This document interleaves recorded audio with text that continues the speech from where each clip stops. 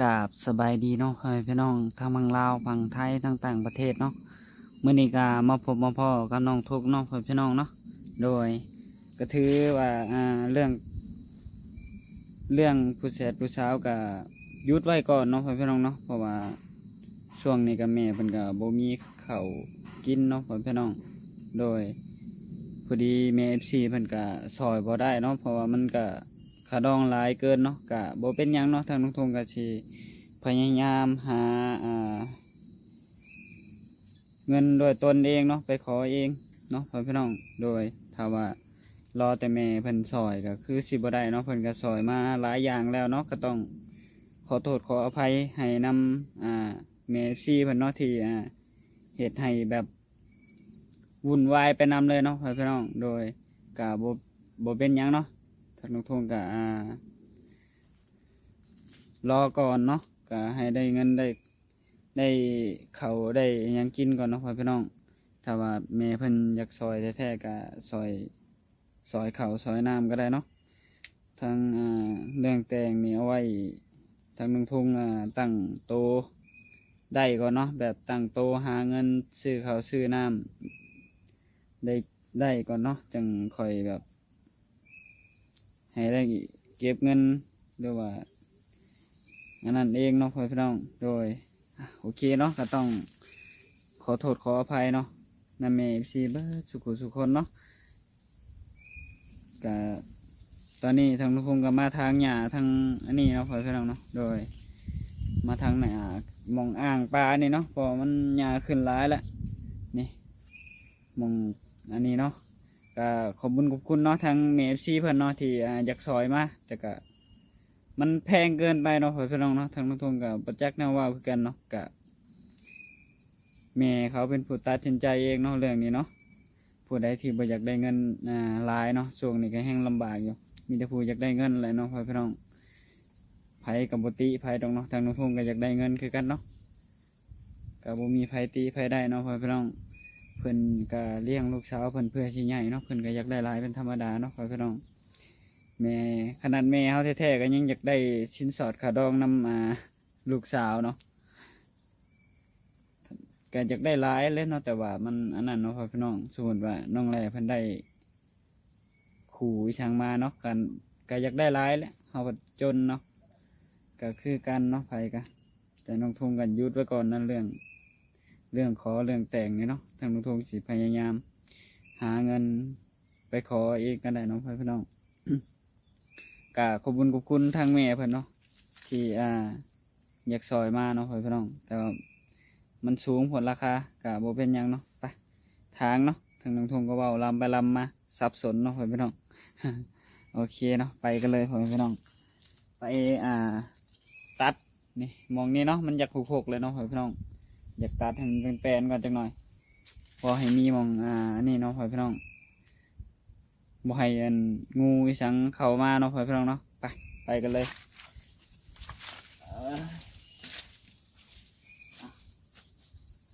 สบายดีอีกครั้งเนาะพี่น้อง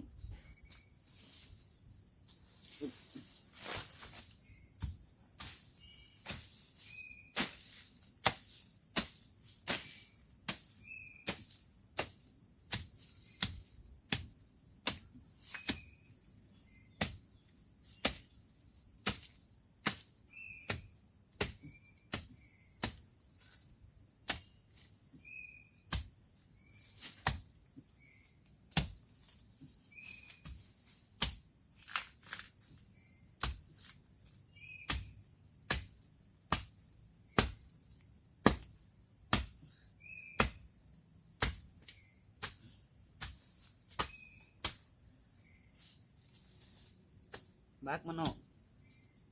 ยามมันเกิดเนาะเดี๋ยวมันก็ตายเองมันเลยนี่นะอันนี้จะโกกยังเนาะโกกยิงขี้ก็รู้โกกยังก็บูฮูเนาะตัวนี้เนาะแคมหัวนี่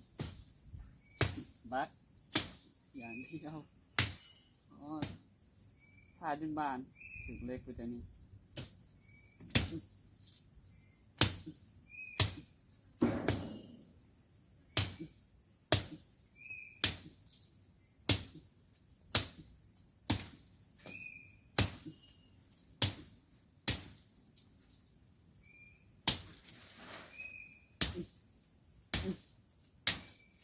ก่หัวพุ่นรัดถิ่นเนาะเป็นกบอินทรี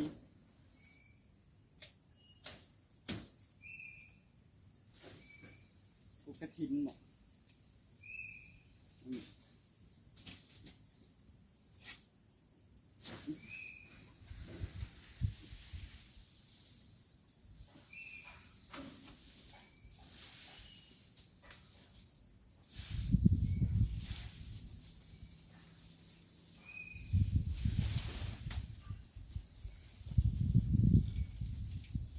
แดงมันแข็ง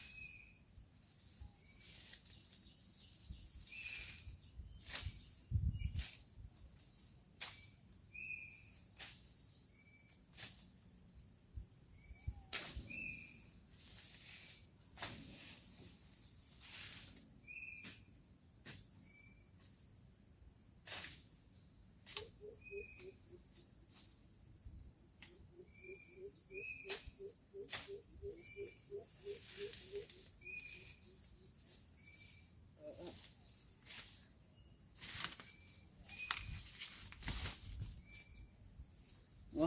มีหมดแดงเนาะมีหมดแดงอันนี้โอ้คันมาเลยเดี๋ยวทางลุงพงษ์สี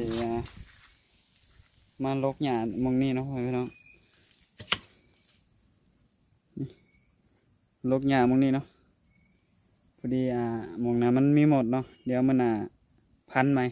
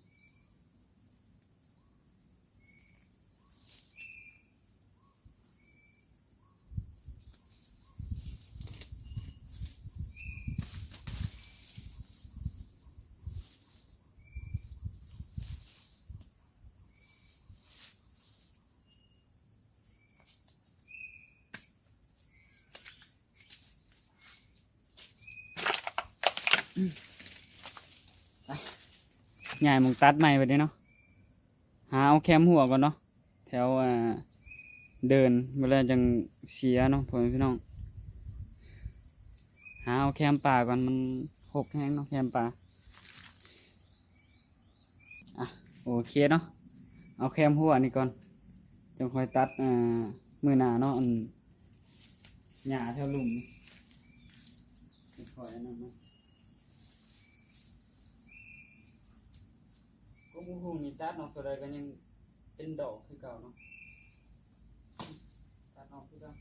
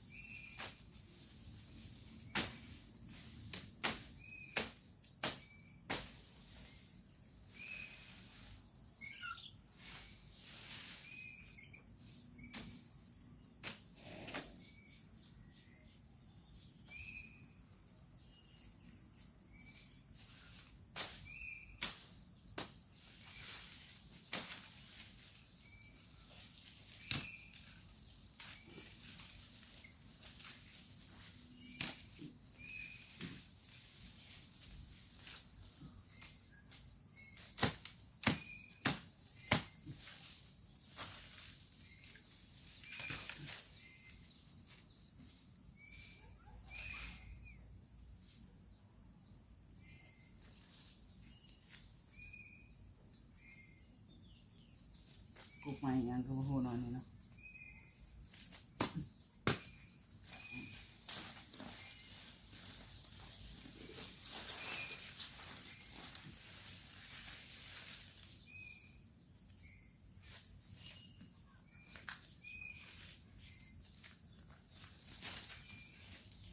โอ้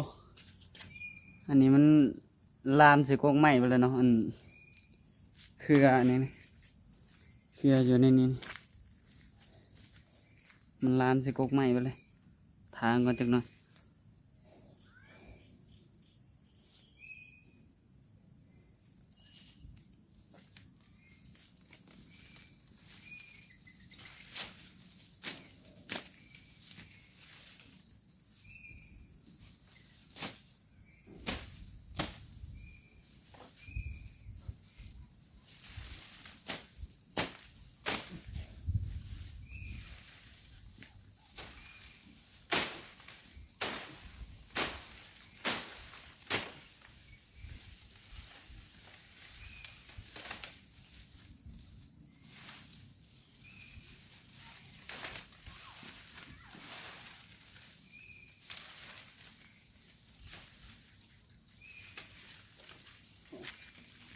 มันลามใส่กกง่วงเนาะมันมีหมดแดงผมพี่น้องเอ้ยหมดแดงอยู่ต้นม่วงเลยเนาะนี่นี่หมดแดงมีมะม่วงพร้อมมีหมดแดงพร้อมนี่หังนี่พร้อมกัดคอเลย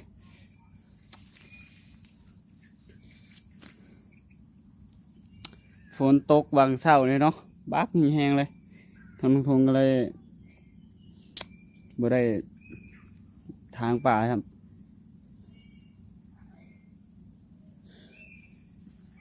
ฝนเช้ากับแลนไปเพื่อนแม่เลยทางทงก็ได้ทางยากเนาะดินมันเปียกใบไม้มันอันนั้นฝนมันข้างตามใบไม้เนาะนำฝนมาข้างตามใบไม้ก็มันกับเปียกแข็งเปียกขาก็เลยบริทางเมื่อเช้านี้แถวนั้นแปลนมาแล้วเนาะยังเหลือแต่แถวนี้เลยยังหญ้าเต็มอยู่ฝนตกมามันก็ขึ้นตลอดเลยเสียไปก็ขึ้นคือเก่าเนาะพี่น้องอยู่บ้านอยู่เพื่อนคนเดียวก็แบบนี้แหละบ่ค่อยได้อยู่เพื่อนอยู่ชานเนาะท่านผู้ชมก็ออกไปเพื่อนแม่แน่แล้วก็อยู่แน่เนาะแต่ว่าอยู่ก็กระทางได้แต่ชั้นนี้เนาะพี่น้องอยู่มือนะก็ส่วนร้ายก็บ่ค่อยได้อยู่บ้านใดดอกเนาะพี่น้องส่วนร้ายก็บ่ได้ค่อยได้อยู่เพื่อนดอกออกเพื่อนตลอดออกจากเพื่อนไปหาไปเพื่อนแม่ตลอดเนาะก็เลยบ่ค่อยได้เสียหรือว่าบ่ค่อยได้ทางเนาะก็เพิ่งได้ทางนี่แหละ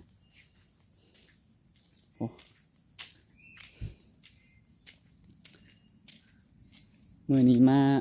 เลาะเบิ่งแถวแคมหัวกันเนาะพี่น้องให้ฝนมันแบบ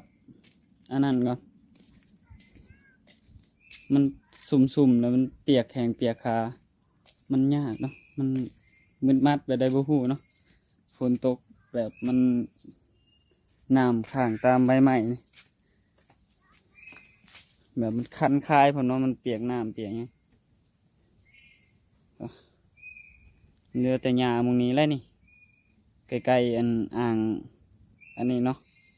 มุงดูดน้ำนี่เอามุงนี้ก่อนก็ได้เนาะผ่าพันลงเนาะพี่น้องให้มันบ่สูงเดี๋ยวมันสิขึ้น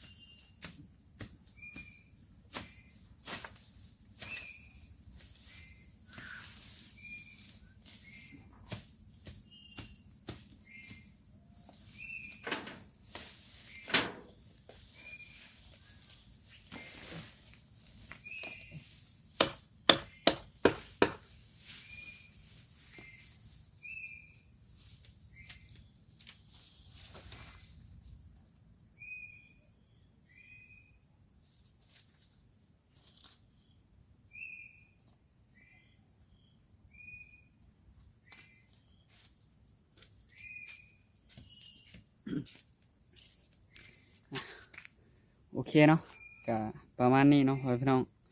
ทางน้องทงก็สิได้จบคลิปเลยเนาะก็ขอบคุณเนาะทางมีFCเบิดสุขเนาะที่เบิ่งคลิปของน้องทงตั้งแต่ต้นจนจบที่บ่ขามโฆษณาเนาะทางน้องทงก็สิขอลาไปแล้วเนาะพี่น้องเนาะเดี๋ยวมาพบมาพอกันในคลิปหน้าเนาะในคลิปนี้ทางน้องทงก็สิขอลาไปก่อนเนาะพี่น้องเนาะโดยเรื่องอื่นๆคอยคิดเนาะก็คิดเรื่อง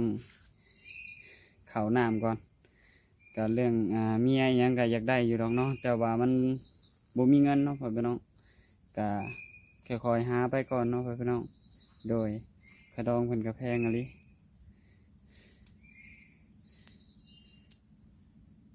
แบบน้องทงนี่ก็คือสิบ่ได้เมียน้ำหมู่หรอกคือน้ำบ่ออันนั้นเนาะพี่น้อง